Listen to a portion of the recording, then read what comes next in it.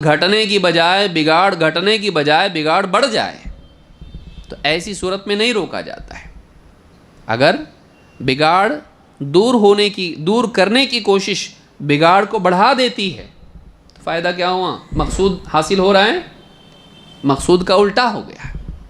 اسی لیے اللہ کے نبی صلی اللہ علیہ وسلم نے اس آدمی کو جو مسجد میں پیشاب کر رہا تھا، صحابہ جب روکنے کے لیے اٹھے تو کس کو روکا؟ صحابہ غلط کام کر رہے تھے؟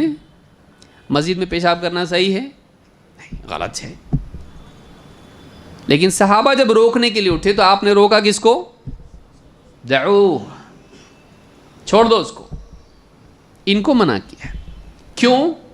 امام النووی کہتے ہیں اگر روکا جاتا اس کو، پوری مسجد میں گندگی کرتا ہو، کیونکہ پیشاب رکتا نہیں، کوئی جا کے پکڑ کے گھسیٹتا اس کو یا کچھ آواز دیتا مڑ جاتا، تو ایک کونے میں جو گندگی ہو رہی ہے وہ اس ایک حصے میں ہونے شروع تو ہو گیا کام، پیشاب شروع تو کر دیا نا اس نے، اب گندگی تو آلریڈی ہو گئی، اب اتنے پہ رکنا ہے یا اس کو بڑھانا ہے؟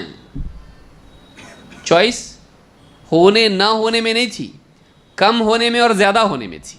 یہ یاد رکھیں اس کو، زندگی میں بعض اوقات شر کے ہونے نہ ہونے میں انتخاب نہیں ہوتا ہے، انتخاب اس میں ہوتا ہے کہ وہ باقی اتنا رہے یا بڑھے۔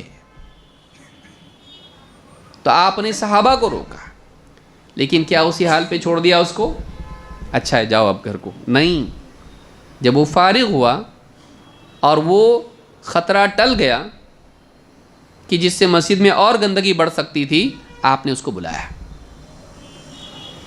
اور آپ نے کہا دیکھو مسجد پیشاب کرنے کی، گندگی کرنے کی جگہ نہیں ہے، مسجد اللہ کا ذکر کرنے کی، نماز پڑھنے کی، تلاوت قرآن کی جگہ ہے۔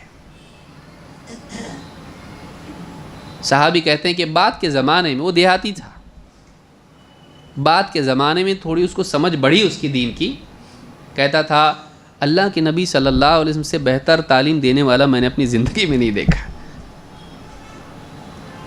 آپ سے بہتر سکھانے والا میں نے دیکھا، کہ اتنی شفقت سے مجھ کو آپ نے منع کیا، جبکہ میں کتنا بڑا کام کیا تھا، مسجد میں جا کے پیشاب کر دیا۔ تو یہاں یہ حکمت ہے کہ آپ نے روکا، وہی کام جو صحابہ کرنا چاہ رہے تھے آپ نے بھی کیا، لیکن آپ نے اس کے لیے مناسب وقت دیکھا۔ یہ نہیں کہ آپ نے چھوڑ دیا، آپ نے خود منع کیا، لیکن اس وقت منع کرنا ٹھیک تھا نہیں۔ آپ نے جب وہ فارغ ہو گیا اس کے بعد بلا کے اس کو شفقت سے سمجھایا اور منع کیا۔